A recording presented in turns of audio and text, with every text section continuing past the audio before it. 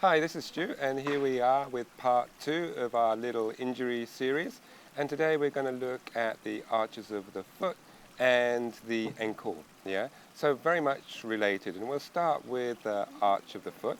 If you notice, like if you were to get out, like from the pool behind me here, and you were walking, and you look back at your footprints, and you notice that basically you could see the whole shape of your foot.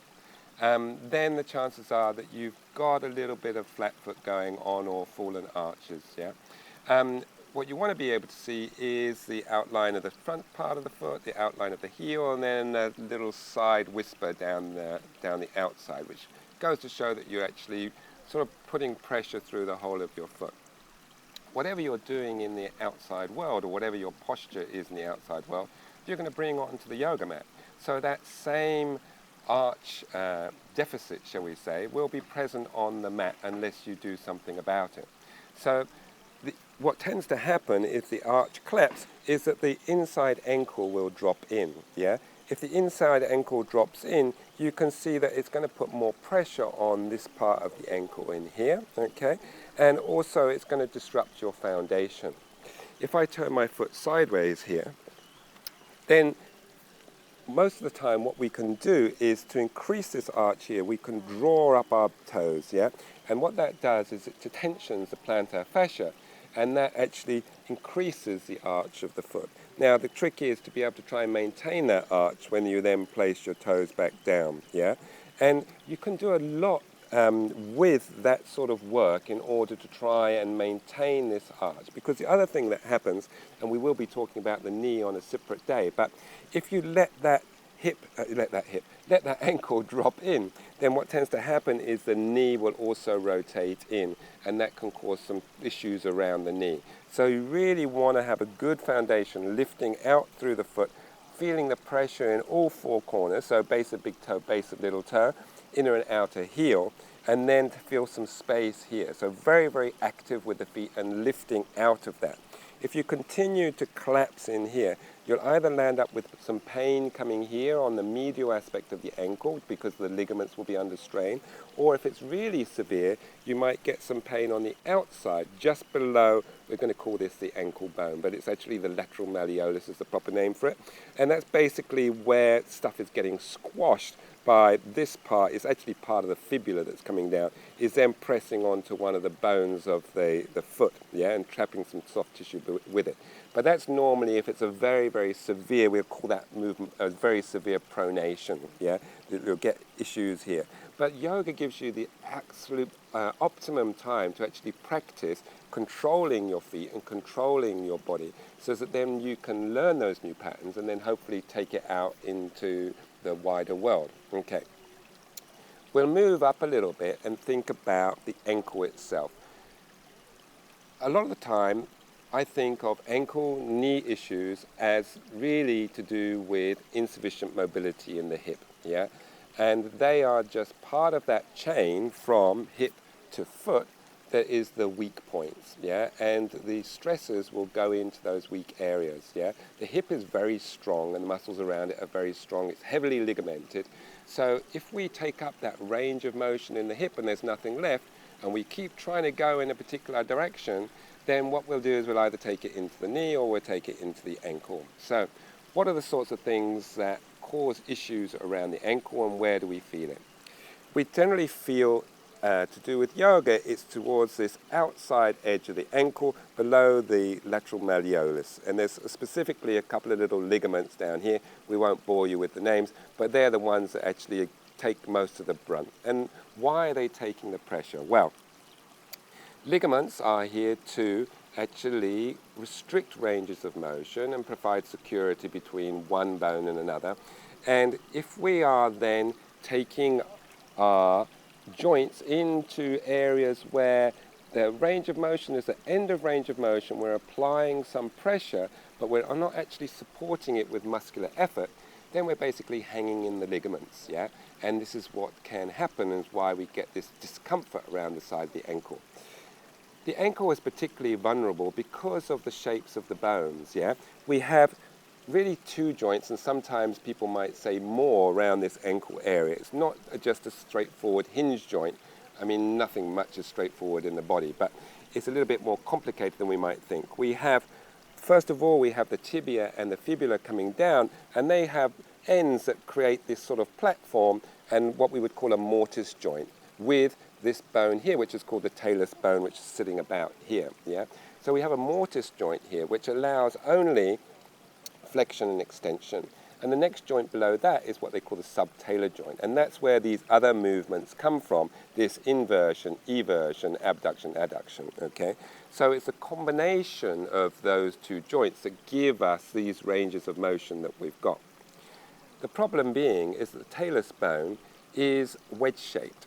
And when we take our foot into this position here, which is plantar flexion, the actual joint itself, because of this wedgedness, becomes a little less stable, yeah? And when we sprain our ankle, so if we damage soft tissue, what we say is a P for ligamentous damage, so we sprain a ligament or we strain a muscle, yeah, or tendon. So we would sprain our ankle. The position that we sprain our ankle in is this plantar flex position with some inversion, and we tend to go over on our foot and we hurt all the outside of our ankle. Well, if you look at that position, yeah, which is sort of like that, it's going to remind you of a position that we can land up in yoga, yeah? And it is these sort of half padmasanas, where we're in this position, the foot is plantar flexed, and we have some inversion, yeah? So unless we're actually being active, then we can create some issues around the outside of the ankle, yeah? The trouble comes, as I said at the very beginning, from the hip. If we're not open enough in the hip, then the weak points are either going to be the knee or they're going to be the ankle. And it's this underneath side of the ankle. So how can we try and accommodate it? Well, of course, the first thing is to open the hip more, yeah, which is the solution really, because this is only a symptom of tightness somewhere else, yeah. So if you're feeling ankle pain in any particular posture, then basically back off, yeah, because you're not going to open more. This bit will hold on for dear life, and all you'll do is you'll create issues around the ankle or the knee. So whenever you feel ankle pain in any particular asana, back off, focus more on opening the hip, and then come back to it, and you'll find that you're actually a little bit more ease in there. But there's some things that we can do to also protect ourselves in the posture as well. So this particular position is inversion. This particular position, and you'll see there isn't as much of it as there is inversion, it's called eversion, yeah? And I'm actively having to use my muscles to evert my foot. So if we can use our muscles to support my foot going this way, can you see how that would reduce the amount of inversion, the amount of hanging in here from actually pulling back this way? So in these sorts of positions where we're in a half padmasana, you can think about pushing your little toe into your leg. So we're not talking about doing this with our foot, which is dorsiflexing, yeah? So we don't want to do that because that can also place more pressure around the knee unless you're open enough. But what we're thinking about is actually just pressing down with the little toe into the foot and almost rotating it a little bit this way. And you can see that this straightens out my ankle quite a bit, yeah? If my knee is up here, again, support it or don't do it, basically, until you're open enough in the hips, yeah? But put some blocks underneath here, because again, knees, ankles in the air create a lot of pressure around these areas. Not going to open your hip. Find a different way of doing it. And we'll probably do a little series on opening different parts of the body. So you'll be able to think, oh, okay, my ankle's not open enough, let me work on my hip. Where's the video for that? And we'll show you, okay? So be active, yeah? So these would be all your Ardha Baddhas, these sort of binding postures, any half padmasana. Now, there's one other thing that actually will add a little bit more stress to this ankle, and that's when we go into the Marichasanas and we start raising this leg off the floor. As we raise this leg off the floor and we're bending the knee, I'm going to turn a little bit sideways, and I'm really just going to let it go to accentuate it.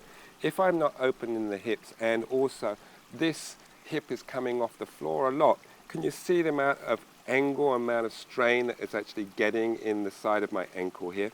Because it's making it that much harder, and the angle is that much more sharp. So you can see if I do it with my shoulder you can see that my shoulder has to rotate more in order for my whole leg to move and me to come up at this angle. So here I'm one position, but to start raising, you see all this has to move. And if I'm tighter in here, it's not going to happen, yeah? So it's going to mean even more torquing going to happen at the ankle joint.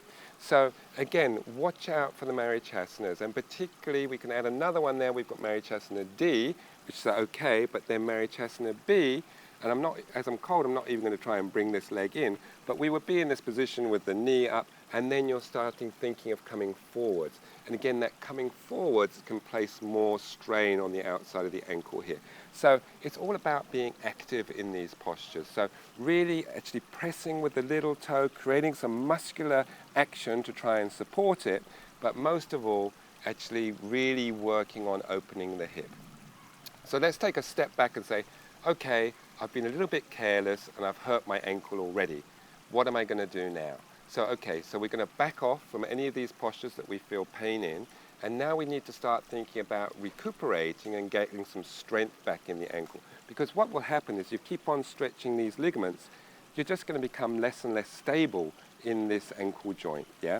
So what you want to do now is start thinking about working through the ranges of motion. So actively using the muscles to turn our foot in this direction and that direction, pressing your feet forward into plantar flexion and pulling your feet back into dorsiflexion. You can also then do it standing up, not the whole rotating thing because I think you'll fall over then, but you can stand up and then come up onto your toes and come down onto your heels, and come up onto your toes, come down on your heels. And that will really start building stability and building the strength. Once you can do it with one leg, then start doing it with both legs, then start doing it with one leg. So you just take the other leg slightly off the floor and then come up onto your toes and back down onto your heel. All the time watching that you're keeping a really nice straight tracking, because that's what's important. Because if you start going across here, then it's not going to be as good a work as if you keep it really nice and straight and come backwards and forwards. Okay.